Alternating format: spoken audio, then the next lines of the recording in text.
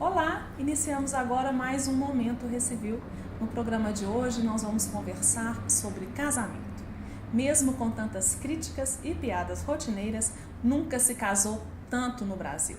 Segundo dados do IBGE publicados no final do ano passado, só no ano de 2012 foram realizados mais de 1 milhão de casamentos em todo o país.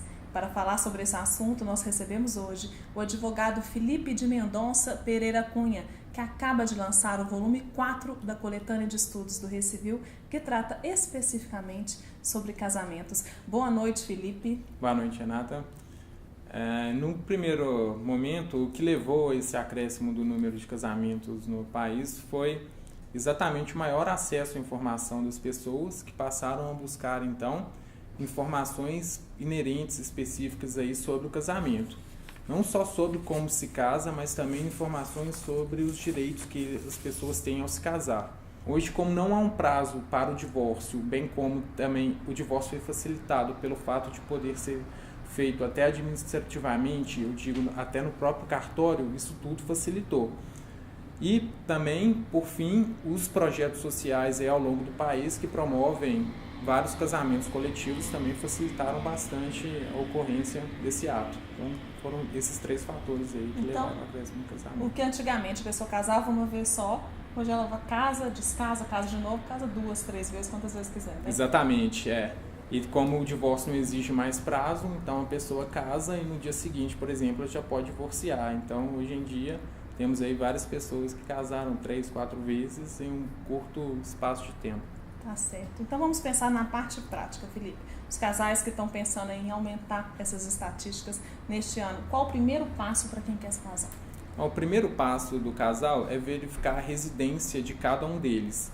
Estabelecida a residência, eles têm que ir no cartório de registro civil das pessoas naturais, de onde um ou outro reside, para poderem promover a habilitação de casamento, que é o primeiro ato aí para eles procurarem a formalizar o casamento. Essa habilitação vai precisar de alguns documentos, né, Felipe? Certo. O cartório ele vai instruir os noivos os documentos necessários para eles habilitarem. Vários documentos ali eles vão preencher no próprio cartório. Portanto, vai ter um requerimento de habilitação que os noivos vão assinar no cartório, assim como uma declaração das testemunhas que atestem que conheçam os noivos e também que não há nenhum impedimento que os iniba a casar. Esses são documentos que são preenchidos na própria serventia, na presença de 2 testemunhas que os noivos vão levar para o cartório. Quanto à documentação que eles vão ter que levar de plano, seria uma certidão de nascimento deles, que prove o estado civil, ou seja, que prove que eles não são casados, que eles estão aptos aí a contraírem as núpcias, bem como também, outro documento fundamental é um documento de identificação pessoal deles, ou seja, qualquer documento de identificação civil com foto, hábil a comprovar que eles realmente são quem atestem ser, esse documento também vai ser essencial. E por fim, caso seja necessário, o cartório vai requisitar deles um comprovante de residência, para que isso estabeleça a competência do cartório para poder celebrar e para poder habilitar o casamento. E no caso dos noivos serem menores de idade, Felipe, menor de idade pode casar no Brasil? Pode sim, os menores de idade podem se casar. É interessante a gente estabelecer 2 situações distintas, dos menores de 16 anos e dos maiores de 16, mas menores de 18 anos, são considerados menores. Os menores de idade, os menores de 16 anos, que são os absolutamente incapazes pela lei, eles precisam de uma autorização judicial para poderem se casar, e essa autorização se dá dentro de 2 hipóteses apenas. No caso do nubente ou do noivo aí querer evitar o cumprimento de pena criminal, ou no caso de gravidez. Portanto, apenas nessas 2 hipóteses e através de uma ordem judicial, o menor de 16 anos consegue se casar. Por outro lado, o maior de 16 anos e o menor de 18, que é considerado relativamente incapaz pela lei civil, ele também pode se casar desde que haja autorização expressa, ou seja, por escrito de ambos os pais. Dada essa autorização, eles podem se habilitar normalmente e, consequentemente, celebrar o casamento. Interessante. Nós vamos agora, então, para outra ponta da linha.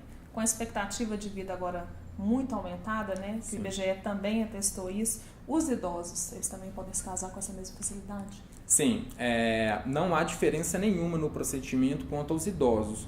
O que a gente vai observar no Código Civil é uma limitação quanto ao regime de bens dele. Portanto, os maiores de 70 anos vão ter que casar obrigatoriamente pelo regime de separação total de bens por imposição da lei. Então, os maiores de 70 anos não vão poder escolher livremente o regime de bens dele. A única penalidade é quanto a essa limitação do regime de bens. Quanto ao trâmite, os procedimentos são rigorosamente os mesmos. E hoje a gente vê que está muito em voga também, Felipe, a questão da união estável, né? Hoje está muito mais fácil, não existe mais aquela tradição de ter mesmo que casar para morar junto. Quais são as diferenças aí entre o casamento e a união estável? Pois bem, Renata, num primeiro momento a gente tem que estabelecer a semelhança entre a união estável e o casamento. Então, a Constituição Federal, ela ali classifica tanto o casamento quanto a união estável como entidades familiares. É muito importante a gente observar isso. Quanto às diferenças, a gente vai observar em 3 campos distintos. No primeiro campo, quanto à formação, no segundo, quanto à extinção e, por fim, quanto à sucessão. Quanto à formação, o casamento se trata de um ato solene, ao contrário da união estável, que é meramente para provar uma situação de fato. Então, o mero fato das pessoas passarem a conviver em uma união pública, contínua e duradoura, com o objetivo de constituir família, só de viverem com esse espírito, isso daí já qualifica a união estável. E está configurado, portanto, a união estável. Então, é meramente uma situação de fato ali que é provada. Essa é a diferença quanto à constituição de ambos os institutos. Já referente à extinção, o casamento é extinto pelo divórcio ou pela morte. O divórcio, como casamento, é um ato estritamente solene também, como a gente observa. Já a união estável, não. O simples fato de já não conviverem mais junto, do relacionamento ter acabado ali, já comprova a extinção da união estável. Lembrando que a união estável também pode ser constituída através de uma escritura pública lavrada no tabelionato de notas. E também, da mesma maneira, ela pode ser dissolvida. Se os conviventes assim quiserem, eles podem lavrar uma escritura de dissolução de união estável, oportunidade em que eles vão ali declarar que um vínculo entre eles foi extinto. E por fim, Renata, a última consideração é referente à sucessão. O Código Civil ali estabelece diferenças nos direitos das sucessões entre o casamento e entre o não estável. De acordo com o Código Civil, no casamento o cônjuge ele é considerado um herdeiro necessário. Já na união estável, não. Já na união estável, o companheiro só vai suceder naquilo que ele participou, que o casal adquiriu um esforço próprio.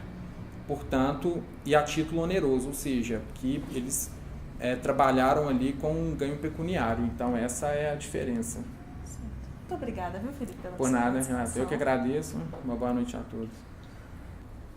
No programa de hoje, nós temos dicas valiosas para quem pretende se casar em breve. E para acessar o volume 4 da coletânea de estudos do Recivil, de autoria do Felipe, acesse o site www.recivil.com.br. O volume 4 trata sobre os aspectos práticos do casamento na sistemática do Código de Normas. Uma ótima semana a todos e até o próximo programa.